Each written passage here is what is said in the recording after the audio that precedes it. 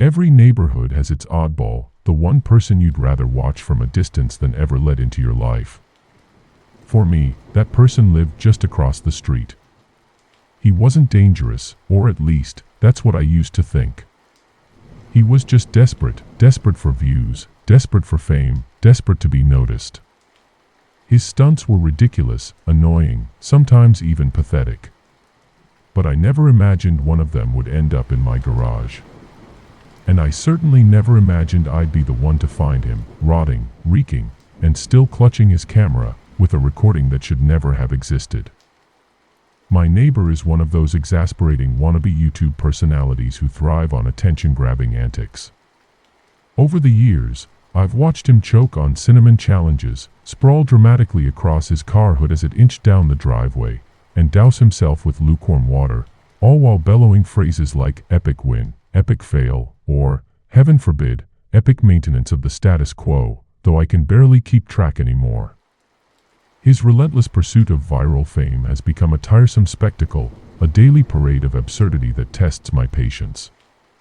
So, when he knocked on my door the other day, his usual cocky grin in place, and announced he'd be away for a few weeks, asking me to collect his mail, I felt an unexpected wave of relief wash over me. The thought of escaping his chaotic stunts for a while brought a rare peace of mind. I'd no longer need to brace myself for the inevitable spillover of his foolishness into my quiet life. For the first couple of days, everything proceeded with blessed normalcy. His mailbox yielded a handful of bills, a stack of junk mail, and what appeared to be a cheerful birthday card, all of which I dutifully sorted. Then, one crisp evening, I returned home to find a large cardboard box abandoned on his front porch, the words, "Return to sender," scrawled across it in bold red letters. Curiosity piqued, I approached, noting its unusual weight as I attempted to lift it. I'm no lightweight myself, but this box defied my strength, its heft making my arms tremble with effort. Dragging it across the road to my house proved even more grueling, and I quickly realized hauling it up the stairs and through my front door was out of the question. My garage seemed the logical solution, though it wasn't ideal. My car languished in the driveway because the garage door, a stubborn relic, refused to budge without a forceful tug and a solid whack.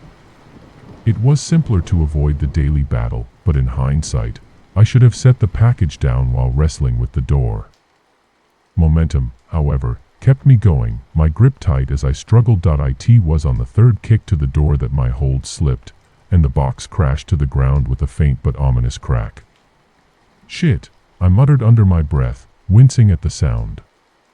I hoped I hadn't damaged anything valuable, though a sly part of me considered letting my neighbor assume any breakage occurred during shipping, sparing myself the explanation.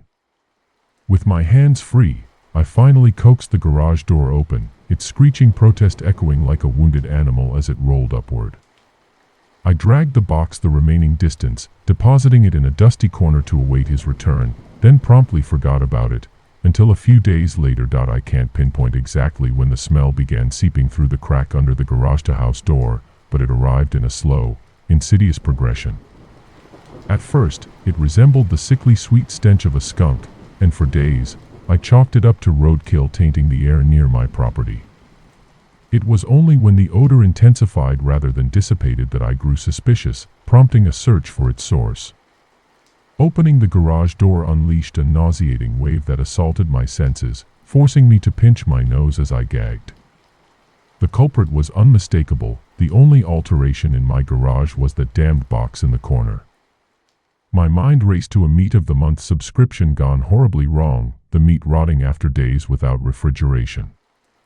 How much could there be to fill such a massive, heavy container? An entire cow, perhaps. Armed with a pair of scissors and a grimace, I approached the box, my nose wrinkled in disgust. The bottom had turned soggy, likely from leakage, making it impractical to move without spilling, so I resolved to open it and dispose of the contents piecemeal into garbage bags for a trip to the dumpster, a task I dreaded. The scissors sliced through the tape with a satisfying rip, but as I lifted the flaps, the stench escalated to a new level of horror, a noxious blend of urine, sweat, feces, and putrefaction that hit me like a physical blow. I staggered back, fighting the urge to vomit, the garage air thick with the miasma. Unable to bear it, I bolted outside for fresh air, but the smell had embedded itself into my clothes, a persistent phantom that no amount of air fresheners, face masks, or 3 exhaustive showers could banish. Every moment that box remained open allowed the odor to infiltrate my home further, forcing me to confront it head-on, returning with a clothespin clamping my nostrils, a garbage bag in one hand, industrial cleaner in the other, and long rubber gloves shielding my skin. I steeled myself. Yet, as I peered inside, I found no need for any of my preparations. The contents required no touch or cleanup, only the enduring nightmare they'd imprint on my mind. There was meat, yes, but not from a cow or pig. It was my neighbor, dead, intact, yet unmistakably deceased, his body slumped within the confines of the box. Shocked, I dialed the police, who promptly escorted me to the station for interrogation. It's hard not to suspect the man with a corpse in his garage, my DNA, and the pervasive smell implicating me. Thankfully, evidence soon cleared my name. In my neighbor's lifeless grip was a vlogging camera, its footage revealing the truth. The police showed it to me once, perhaps against protocol, or out of pity, and I watched, transfixed. He sat in the box outside a shipping facility, laughing maniacally about mailing himself across state lines, equipped with pee bottles, food, a pillow, and flashlights. His friend, a familiar face from his stunt crew, sealed the lid and likely dropped him off. Over hours, or days, I lost track. He recorded updates. I think I'm in a truck now. I can feel it moving. Must be in a warehouse. Pretty warm here. Still got plenty of food. But the final clip showed the box toppling, his neck snapping with a sickening crunch, the camera rolling until the memory card or battery gave out. One detail I withheld from the police haunts me still. Just after the fall, amid his final gasps, I heard the unmistakable screech of my garage door opening, a sound I'd know anywhere. It lingers in my nightmares, a chilling reminder of the stunt that crossed into my life after all. Nobody knows what rock bottom truly is until they've plummeted into its depths. Being abruptly fired from a job you've poured a decade of your life into, only to stumble home and catch your girlfriend entangled with your replacement, really forces a man to confront the abyss. And with student loans still weighing on my finances, the burden feels overwhelming. What a challenging mess this life has become, a relentless cascade of misfortune that leaves me reeling. After a particularly spirited night fueled by desperation, I hammered out about 4 dozen resumes and cover letters, each more sloppily written than the last, a testament to my inebriated state. Exhausted, I collapsed onto my couch, the room spinning as I drifted into a fitful sleep. When I woke the next morning, my head throbbing and mouth dry, I resolved to scrape together some income from home while awaiting interview calls. In my haze, the best idea I could muster was tackling those tedious internet surveys that dangle $5 Subway gift cards and similar rewards after an hour of mind-numbing questions. With no other marketable skills to generate quick cash, it beat the alternative, wasting the day lost in video games, though at least then I wouldn't have to buy lunch. I slogged through those surveys for 5 grueling hours, each question a test of endurance, far more exhausting than I'd anticipated. By the end, I'd amassed a meager $45 in cash and gift cards, $9 an hour, barely a step up from my old wage. Disheartened, I was about to close my laptop and head to a bar to lift my spirits when something caught my eye. It shouldn't have stood out, a tiny ad tucked in the bottom corner of the website, but its stark simplicity drew me in. Plain black letters in a tacky font declared, "Surveys for cash," against a blinding white background, a beacon of potential extra funds. One more couldn't hurt, I reasoned, settling back down to grind through yet another round of inquiries. The initial questions were straightforward, more data collection than anything else: name, age, occupation, even height and weight, which struck me as odd but not unprecedented. Then came the first real question, and it stopped me cold. My eyes widened, mouth agape, as I stared at the screen for what felt like an eternity. "How strong is your urge to currently look behind you?" it asked, offering 5 options from "not at all" to "overwhelming." There was no logical reason to feel fear, yet a chill gripped me. My breathing tightened as I strained to detect any subtle sounds behind me, nothing but silence. After 5 tense minutes, I mustered the courage to glance back. Nothing. Relief washed over me, mingled with a self-deprecating chuckle. Clearly a prank. Amused, I selected neutral and moved to the next question. Why would you look behind you? I smirked, typing, I don't know, with a shrug, clicking next. The third question plunged deeper. You're on a plane. Apart from you, there is only one other passenger, sitting somewhere behind you. You get up to go to the washroom and find the man gone. You check the only bathroom, but he isn't there. What do you do? I gaped for nearly 10 minutes, baffled. A personality test, perhaps. Hesitant, I again entered, I don't know, my mind racing with no clear answer. Intrigued, I clicked next. The fourth question unfolded. You wake up in woods unfamiliar to you. It's nighttime, and the moonlight provides only slight visibility. About 30 feet away, a small, dimly illuminated cabin stands with its door open. A smiling woman motions for you to come in. Do you go? Explain why. Less bizarre than the last, it still fit my theory of an odd psychological assessment. I typed a response about entering due to lacking alternatives, then clicked next, perhaps a mistake. The questions grew increasingly unsettling, not gory but psychologically unnerving. An inexplicable compulsion drove me forward, a creeping sensation I couldn't shake. Standout queries included, suppose you wake up one night to find an elevator in your house. Every midnight after, it opens for 5 minutes, revealing an exact copy of yourself that grows more injured over time. Do you keep living like this, or enter the elevator to end it? And, you're in a hotel room, awoken by rapid knocking at your window. Peeking through the blinds, you see a man missing both eyes, pressing his mouth to the glass, demanding you kill the woman in the bathroom. Do you listen? My least favorite, you watch home videos with your mother. One tape shows her murder by a masked intruder, yet she laughs silently. Is this a cause for concern? Amid this madness, real-life disturbances emerged. 30 minutes in, a knock at my door revealed a frantic man through the peephole, shaking his head and mouthing "no" with terrified eyes. I stayed locked. Then came 10 calls from the auditor, each voicemail a static-laden scream of numbers, chilling me to the core. An hour in, I teetered on a mental breakdown, terrified to look behind me despite no evidence of threat, and a soft scratching from my vent prompted me to shove my couch over it for protection. Finally, I reached what seemed the survey's end, not a question, but a stark statement: don't let them in. They're not to be trusted. Seconds later, another knock sounded. Moving silently, I peeked again, a woman in her mid-20s, clad in a thick blazer despite the 90 degrees Fahrenheit heat, sunglasses obscuring her gaze. She slipped a note under the door, it's lying. Leave your apartment immediately. Half an hour has passed. I avoid the screen and her shadow beneath my door. My bedroom window opened minutes ago. I've jammed the door with a chair, now hearing distorted muttering from within. Maybe rock bottom wasn't so bad, but what am I supposed to do now? A little background first.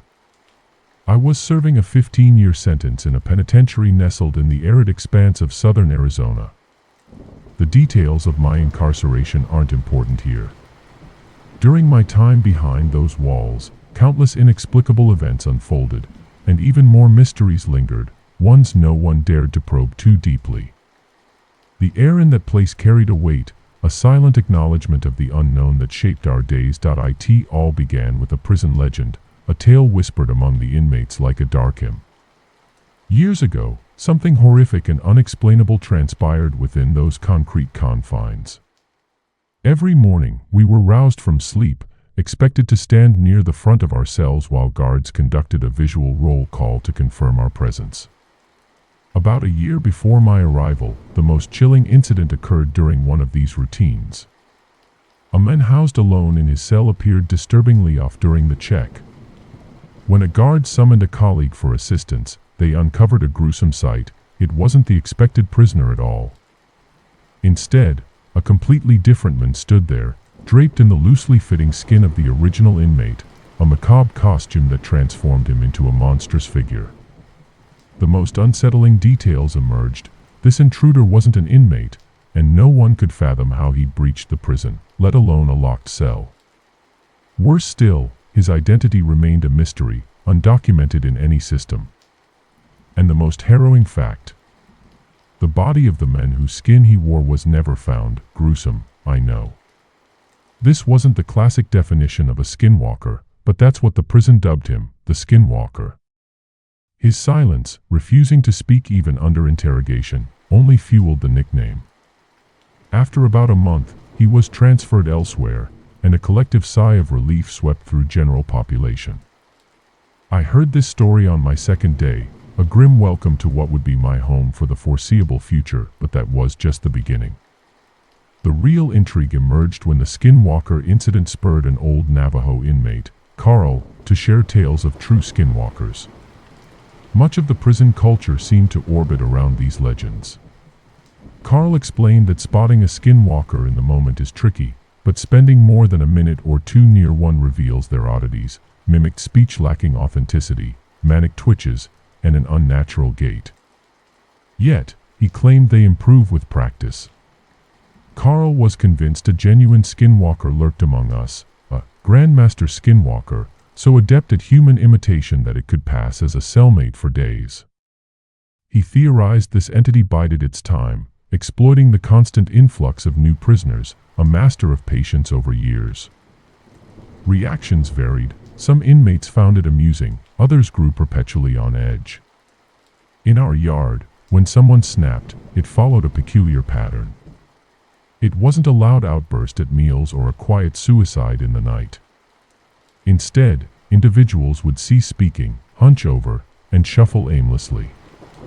Friendships faded, and during recreation time, they became solitary figures, hair falling over their faces like a veil. No one spoke of it, as if discussing it might invite the same fate. I shared that reluctance, unsure if it was a skinwalker or sheer madness, but I had no desire to investigate. Though not predictable, whenever someone snapped this way, within weeks, they were shipped off or transferred to an unknown destination, leaving no trace. Nighttime brought its own terrors. Short, loud bursts of sound, a disturbing blend of a pig's dying squeals and nails scraping a chalkboard, echoed through the cell block at all hours. It was another topic avoided in hushed tones. Even more frightening were the shadows and footsteps. Dim lights hanging outside the cells cast a faint glow, yet I often saw shadows dart across my walls when no guards were near. Near the end of my sentence, I awoke to a perfect silhouette of a person on my back wall, my bunkmate asleep, no one outside. The footsteps were worse, infrequent but dreaded, ungodly fast, like wet feet slapping tile, racing from one end of the block to the other in a blur. If awake when they began, by the time I turned to look, the sound was 3 cells past. Everyone loathed those footsteps, I agreed, finding them the most unnerving. I was released a month ago, carrying more stories than I can recount. I swear it nearly claimed me. A week before my discharge, my cellmate, a good friend, snapped in that same eerie way. I barely slept that week, snatching only minutes at a time, never turning my back on him. The most terrifying moment came when I awoke to find him somehow threading his body through our cell bars too narrow for even my shoulder to pass. Worse, he was returning inside. On release day, I left without a word. He seemed unbothered, and so was I. I'd survived 15 years of prison brawls, gang tensions, and, for all I know, skinwalker abductions.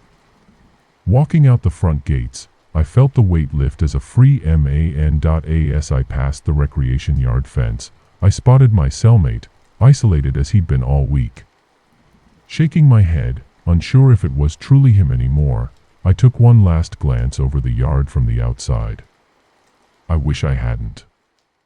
There, on the far side, stood Carl, slouched, eyes darting among the inmates, twitching manically.